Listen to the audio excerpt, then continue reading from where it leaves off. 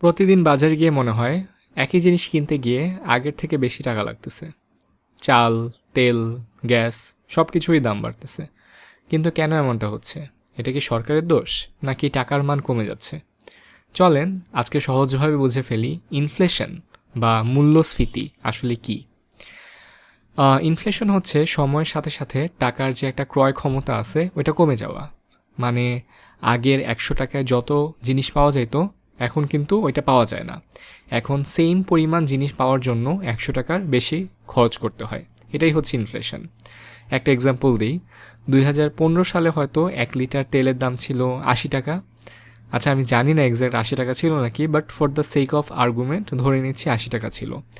১০ বছর পরে ২০২৫-এ এখন ধরি সেটা ১৮০ টাকা। তেল কিন্তু আগের মতো ১ লিটারই আছে, কিন্তু প্রাইসটা বেড়ে গেছে। তার মানে যেই জিনিসটা পাইতে আগে জাস্ট ৮০ টাকা খরচ করতে হতো, এখন সেম জিনিসটা পাইতে ১৮০ টাকা খরচ করতে হচ্ছে। মানে টাকার মান কমে গেছে। এটাই হচ্ছে ইনফ্লেশন। এখন ইনফ্লেশন কেন হয়? ৮০ টাকা ১০ বছর আগেও ৮০ থাকতো, এখনও ৮০ থাক, তাইলে তো ভালো হতো না? ইনফ্লেশন হওয়ার পিছনে কয়েকটা মেজর রিজন আছে, যার মধ্যে একটা হচ্ছে যদি ডিমান্ড বেড়ে যায়। যেমন মানুষজন যদি বেশি জিনিসপাতি কিনতে চায় কিন্তু পণ্যের যেই সাপ্লাই ওইটা যদি কম থাকে, তখন কিন্তু দাম বেড়ে যাবে, তখন ইনফ্লেশন হবে। এটা হচ্ছে একটা এক্সাম্পল দিয়ে বুঝাই, সেটা হচ্ছে ধরা যাক একটা দেশে ১০০টা সাইকেল আছে, কিন্তু সাইকেল কেনার জন্য মানুষ আছে ৫০০ জন। মানে ১০০টা সাইকেল কিন্তু ৫০০ জন কিনতে পারবে না, ১০০টা সাইকেল কিন্তু ১০০ জন মানুষই কিনতে পারবে, ৪০০ জন মানুষ কিনতে পারবে না। সো তখন সাইকেলের প্রাইসটা কিন্তু বেড়ে যাবে, কারণ ওই সাইকেলের জন্য বেশি মানুষ কম্পিট করতেছে যাতে কেউ একজন হইতেছে এটাকে পায়। তার মানে ৪০০ জন মানুষ সাইকেল ছাড়া বাসায় যাবে, ১০০ জন মানুষ একটু বেশি দামে সাইকেলটা কিনে দেন বাসায় যাবে। দেন আরেকটা জিনিস যেটা আছে সেটা হচ্ছে উৎপাদন খরচ বেড়ে যাওয়া। কোনো জিনিসের যে কাঁচামাল থাকে বা জ্বালানি থাকে ওগুলোর দাম যদি বেড়ে যায়, তাহলে কিন্তু এন্ড প্রোডাক্টটার দামও বেড়ে যায়। যেমন আমরা সবাই কাচ্চি বিরিয়ানি খাইতে অনেক পছন্দ করি। এখন একটু আগে যেমন একটা এক্সাম্পল দিলাম যে তেলের দাম ৮০ টাকা থেকে ১৮০ টাকা হয়ে গেছে। সো তেল দিয়ে একটা এন্ড প্রোডাক্ট হচ্ছে বিরিয়ানি। সো ১০ বছর আগে যেই তেলের দাম ৮০ টাকা ছিল, ওইটা দিয়ে যে বিরিয়ানি যতটুকু বানানো যেত, এখন কিন্তু ওটা পসিবল না। এখন বেশি দাম দিয়ে তেল কিনতে হইতেছে। তার মানে বেশি দাম দিয়ে যদি আমাকে তেল কিনতে হয়, তাহলে আমাকে বেশি দামে বিরিয়ানি বেচতে হবে। That's the only logic. আর আরেকটা মেইন রিজন যেটা আছে সেটা ইনফ্লেশন বেড়ে যাওয়ার, সেটা হচ্ছে যদি গভর্নমেন্ট অনেক বেশি পরিমাণে টাকা প্রিন্ট করে। যখন একটা গভর্নমেন্ট অনেক বেশি পরিমাণে টাকা বাংলাদেশে ছাড়ে, ওই অনুপাতে কিন্তু জিনিস বাড়ে না। আমি আবার ওই সাইকেলের এক্সাম্পলটা দিই। সাইকেল কিন্তু আগের মতো ১০০টাই আছে, এবং মানুষজন ধরা যাক ৫০০ জন আছে। এখন গভর্নমেন্ট যদি অনেক বেশি টাকা প্রিন্ট করে, তাহলে কি হবে? মার্কেটে আরও বেশি টাকা সার্কুলেট করবে, এবং ৫০০ জন মানুষের কাছে যে আগে যেখানে ৫০০ জন মানুষের কাছে সাইকেল কেনার টাকা ছিল, ওই অ্যামাউন্টটা আরও বেড়ে যাবে। ধরা যাক ৫০০ থেকে সেটা ১০০০ হয়ে গেছে। তার মানে একটা সাইকেলের জন্য ১০ জন মানুষ কম্পিট করতেছে টু গেট দ্য সাইকেল, কিন্তু ১০ জনের মধ্যে ৯ জনই পাবে না, জাস্ট একজন পাবে। তখন ইনফ্লেশন হবে। সো ইনফ্লেশন কিন্তু হইতেছে সবার উপরেই প্রভাব ফেলে, কিন্তু সবচেয়ে বেশি ক্ষতিগ্রস্ত হয় মধ্যবিত্ত আর নিম্নবিত্ত মানুষ।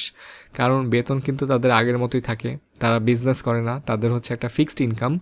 কিন্তু বাজারে যে খরচ সেটা হচ্ছে প্রত্যেক বছরই বাড়তে থাকে, এবং প্রত্যেক বছর যেই পরিমাণ বাজারের খরচ বাড়ে ওই পরিমাণে কিন্তু ইনকাম বাড়ে না। ফলে মানুষজন অনেক বেশি প্রেশারে পড়ে যায় চিন্তা করে করে যে সংসার কেমন চালাবে। দেন ইনফ্লেশন এখন তো হয়ে গেল, মানুষজন ইনফ্লেশন ডিল করতেছে, কিন্তু লার্জ স্কেলে এটা ডিল করার জন্য গভর্নমেন্ট কী করে? সো গভর্নমেন্ট হচ্ছে ইনফ্লেশন বেড়ে গেলে তখন কিছু গভর্নমেন্ট এবং সেন্ট্রাল ব্যাংক তারা হচ্ছে কিছু পদক্ষেপ নেয়। তার মধ্যে একটা হচ্ছে লোনের ইন্টারেস্ট রেট যেটা আছে সেটা বাড়ায় দেয়। যদি ইন্টারেস্ট রেট বাড়ায় দেয়, তখন কিন্তু মানুষজন কম পরিমাণ লোন নিবে।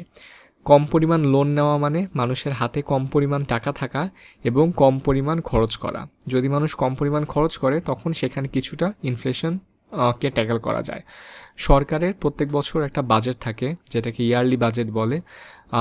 ওই বাজেটটার উপর হইতেছে ইনফ্লেশন রিফ্লেক্ট করে। যদি ইনফ্লেশন বেড়ে যায়, তখন হইতেছে গভর্নমেন্ট সেই বাজেটে খরচ কমায়, যাতে হচ্ছে ইনফ্লেশনকে ট্যাকেল করা যায়। দেন গভর্নমেন্ট আরেকটা জিনিস যেটা করে সেটা হচ্ছে বিদেশ থেকে আরও বেশি পরিমাণ পণ্য আমদানি করা ট্রাই করে। যেমন আগে সাইকেল ছিল 100টা, কিন্তু 1000 মানুষজনের কাছে টাকা আছে সাইকেল কেনার। সো আমাকে হচ্ছে যে গ্যাপটা আছে ওই গ্যাপটা ফিল আপ করার জন্য বাইরে থেকে প্রোডাক্ট আনতে হবে, যাতে মানুষজন হচ্ছে সাইকেল কিনতে পারে অ্যান্ড ইনফ্লেশন কিছুটা ট্যাকেল হয়। এখন ওভারঅল ইনফ্লেশনটা হতেছে is not going anywhere. So আমাদের যেই প্রত্যেক বছরে যে ইনকাম আছে সেটাকে এই পরিমাণ ইনক্রিজ করতে হবে যাতে সেটা পরের বছরে ইনফ্লেশনকে বিট করে, এবং বিট করার পরও এক্সট্রা কিছু থাকে। সো নেক্সট টাইম যখন শুনবেন যে জিনিসপাতির দাম বেড়ে গেছে, এটা হচ্ছে আসলে কিন্তু একদিনের সমস্যা না, এটা হচ্ছে পুরো একটা ইকোনমির রেজাল্ট। সো আমাদের যে ইকোনমি আছে, টাকা পয়সা আছে, ইনভেস্টমেন্ট আছে, সঞ্চয় আছে, সব কিছু নিয়ে হইতেছে আমাদের আরও বেশি নলেজ গ্যাদার করাটাই হইতেছে একমাত্র ওয়ে। এটাকে আর ডিল করার আর কোনো ওয়ে নাই, যাতে হইতেছে আমরা পার্সোনাল ফাইন্যান্সকে আরও ভালো মতো বুঝতে পারি। সো যদি ভিডিওটা ভালো লেগে থাকে তাহলে do let me know in the comment section below. আর যদি পার্সোনাল ফাইন্যান্স রিলেটেড আরও ভিডিও চান তাহলে সাবস্ক্রাইব করতে পারেন। I'll be seeing you guys in my next video. And ভিডিওটা একটু শেকি হয়েছে কারণ আমি হচ্ছে আমার ফোন হাতে ধরে রাখছি, আমার ফোন ধরা স্ট্যান্ড পাচ্ছি না খুঁজে। So I'll be seeing you guys in my next video. Till then everyone, take care.